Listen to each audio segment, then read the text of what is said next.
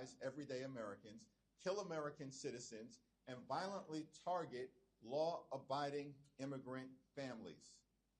It's unacceptable, it's unconscionable, and it's un-American. This administration continues to weaponize the Department of Justice, weaponize the Department of Homeland Security, weaponize the power of government to undermine the ability of everyday Americans to live their best life because they're so consumed with jamming their right-wing extremism down the throats of the American people. We will not be intimidated by any of their actions. We will stay the course as it relates to making sure that we actually fund the government in a manner that is consistent with our values, consistent with the Constitution, and consistent with the American way of life. There's a big difference between the Trump administration, Republicans, on the one hand, and how Democrats want to spend your taxpayer dollars on the other. Republicans, in their one big ugly bill, enacted the largest cut to Medicaid in American history, ripped health care away from more than 14 million Americans, and at the same period of time, took $186 billion from SNAP, literally stealing food from the mouths of hungry children, seniors, and veterans. And in that same one big ugly bill, used taxpayer dollars to give the Department of Homeland Security and ICE a slush fund that's been used to unleash a killing machine in Minneapolis, using taxpayer dollars literally to kill American citizens in cold blood. That's what Republicans have done in their one big ugly bill. That's their policy. And Democrats are going to continue to push back aggressively against it. We want to make sure that the Department of Homeland Security conducts itself in a manner that elevates public safety, not undermines it. And the American people are demanding accountability, and that's what Democrats are going to deliver. Question? Should we expect any sort of organized response from Democrats to the arrest of Don Lemon this morning, and what do you think that says about the Trump administration? Trump administration has systematically targeted the free and fair press because they want to intimidate America and oppose anyone who is not willing to bend the knee to their extremism. We are not going to be intimidated at all. The free and fair press is central to the foundation of American democracy. Thomas Jefferson famously made that clear,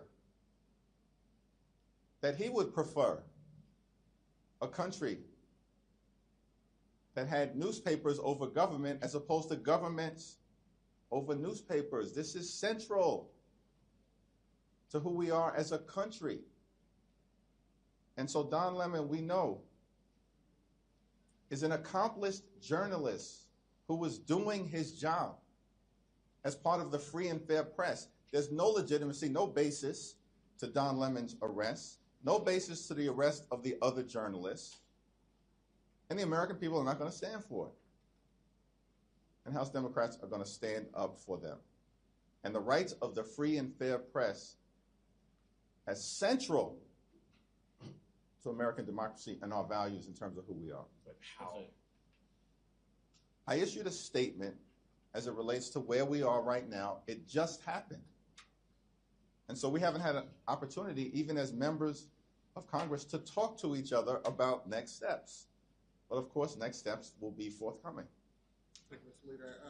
I'm sure you've been monitoring what's going on in the Senate. What's your reaction to the fact that there's not a deal yet with the government deadline looming? Do you have any plans to speak to Speaker Johnson between now and when the House gets back? And do you think that 2 weeks is enough time to negotiate the reforms that you're looking for? I know that there's a lot there. So we have to deal with the issue of reining ICE and the Department of Homeland Security in with the fierce urgency of now. And a 2-week window will evaluate whether that's sufficient time, but there's urgency to dealing with this issue.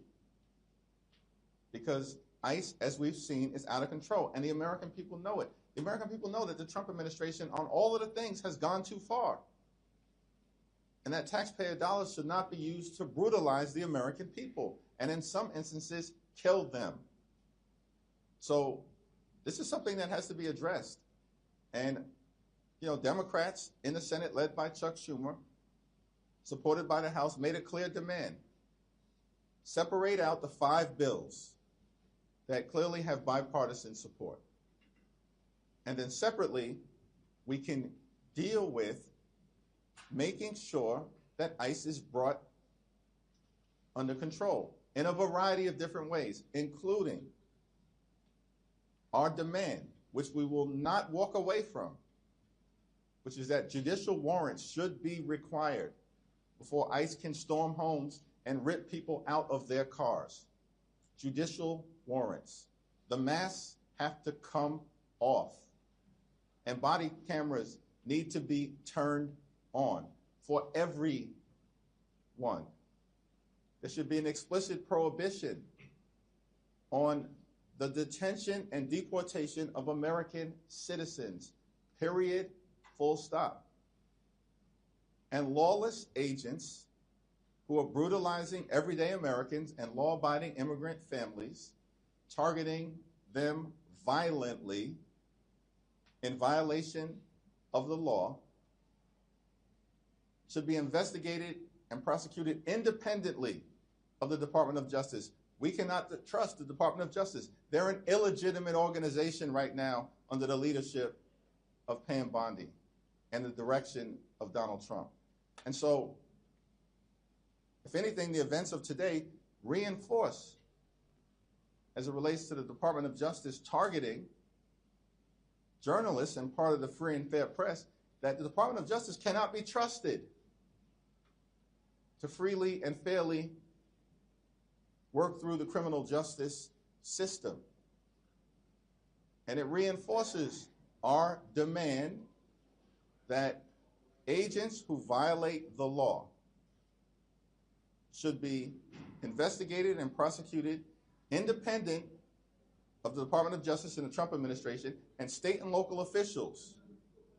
It should be made clear that they have the investigative and prosecutorial authority to go after any rogue actors who are part of ICE, CBP, or the Department of Homeland Security. Leader Jeffries. Yeah. Yeah, sir. Thank you so much for your time. Could I ask you your reaction to the Republicans' new voter integrity plan, the mega bill, and are there any provisions that the Democrats could support there? It's a dead-on-arrival bill. They know it. Listen, voter suppression is part of the Republican plan to try desperately to hold on to power. Republicans, since the beginning of this administration, have been losing elections all across the country. They've been wiped out electorally. The American people know that it's Democrats who are focused on making their life better, driving down the high cost of living, and fixing our broken healthcare system. And it's Republicans who have unleashed this extremism and brutality on the American people and this assault on the American way of life, our values, and our democracy, and have had enough of it.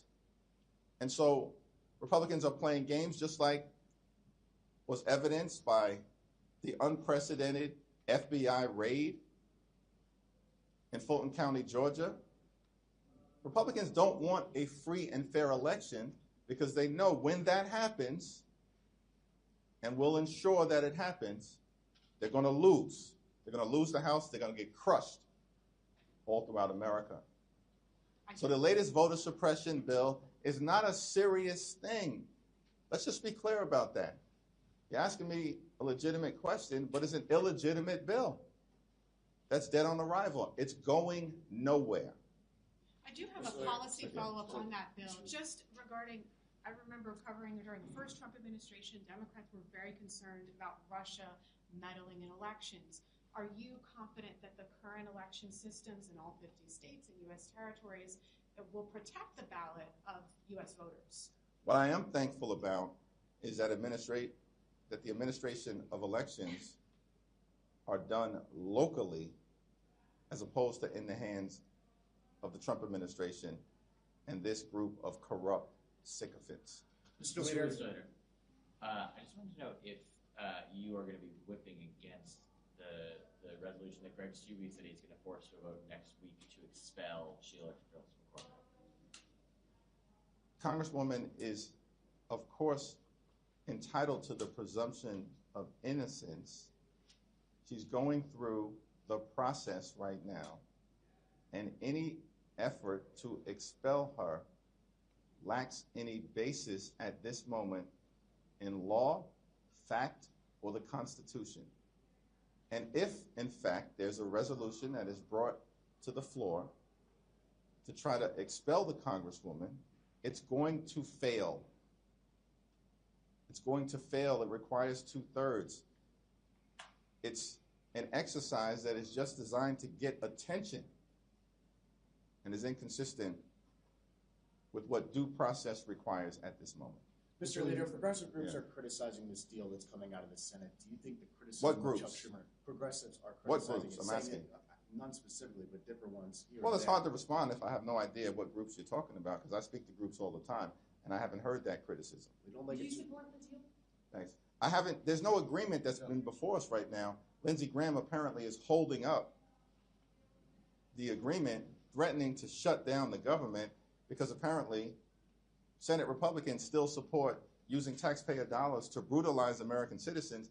And on top of it, to make matters worse, apparently Lindsey Graham wants access to a multi-million-dollar taxpayer-funded slush fund.